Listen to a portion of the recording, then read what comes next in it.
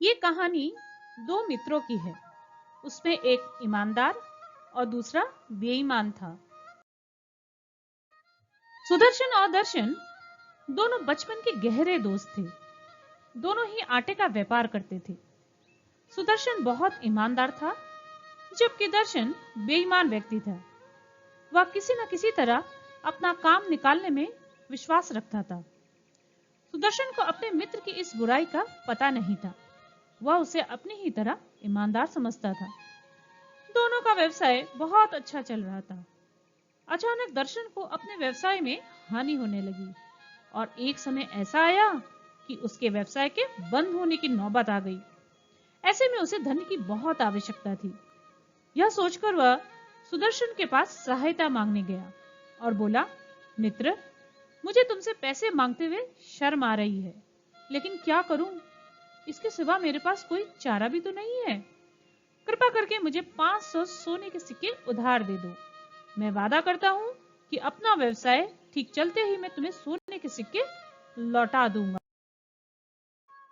सुदर्शन ने बुरे समय में मित्र की सहायता करना अपना कर्तव्य समझा। उसने तुरंत 500 सोने के सिक्के दर्शन को पकड़ा दिए।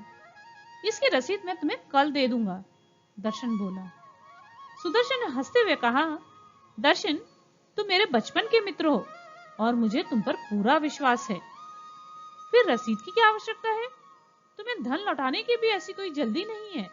पहले तुम अपना व्यवसाय ठीक से चला लो, बाद में लौटा देना। जल्द ही दर्शन का व्यवसाय दोबारा से चल निकला। उसे लाभ होना भी शुरू हो गया, परंतु तब भी उसने सुदर्शन का कर्ज नहीं लौटाया। काफी समय बीतने पर जब सुदर्शन ने कभी भी उसे अपना धन लौटाने की याद नहीं दिलाई, तो दर्शन के मन में भी बेईमानी आ गई। वैसे भी कर्ज की कोई रसीद भी नहीं थी और ना ही कोई सबूत था। सुदर्शन दर्शन को दिए गए कर्ज को भूला नहीं था। बस वह यही सोचकर चुप था कि मित्र से कर्ज लौटाने के लिए कैसे कहे। उचित समय आने पर वह स्वयं ही लौटा देगा। काफी समय बीत गया। कोई उपाय न सूझने पर उसने दर्शन से अपना धन वापस लौटाने के लिए कह ही दिया। सुदर्शन की बात सुनकर दर्शन ने ऐसे जताया जैसे उस कर्ज के विषय में कुछ जानता ही ना हो। 500 सोने के सिक्के मैंने कब लिए? तुमने किसी और को दिए होंगे, वह चिल्लाया।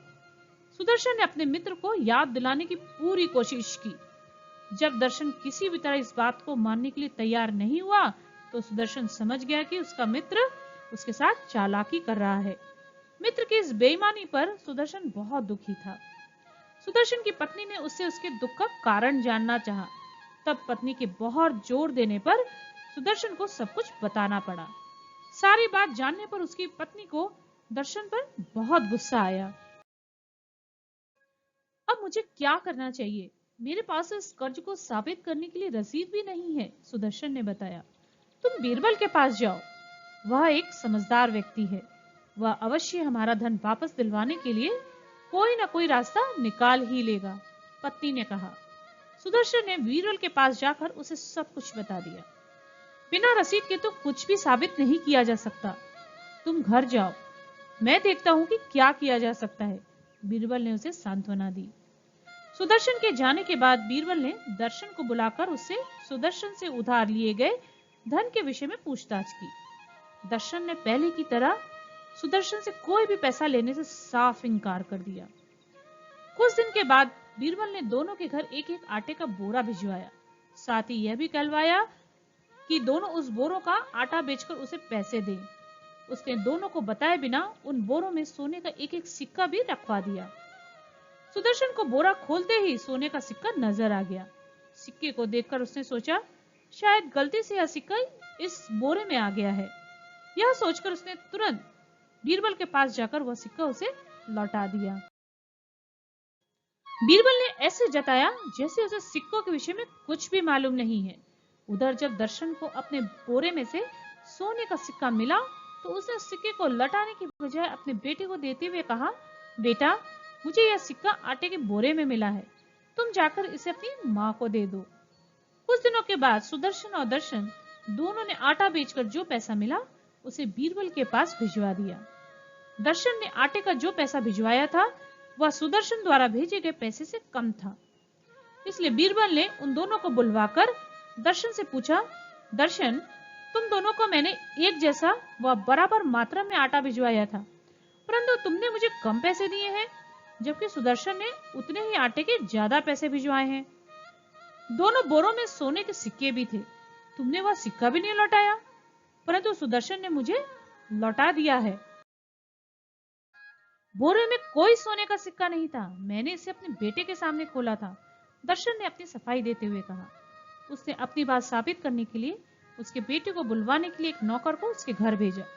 बीरबल ने उस नौकर को निर्देश दिया कि उस बच्चे से कहना कि उसके पिता ने उसे बुलवाया है, साथ ही यह भी कहना कि अब बोरे में मिला सोने का सिक्का भी साथ में लेता है।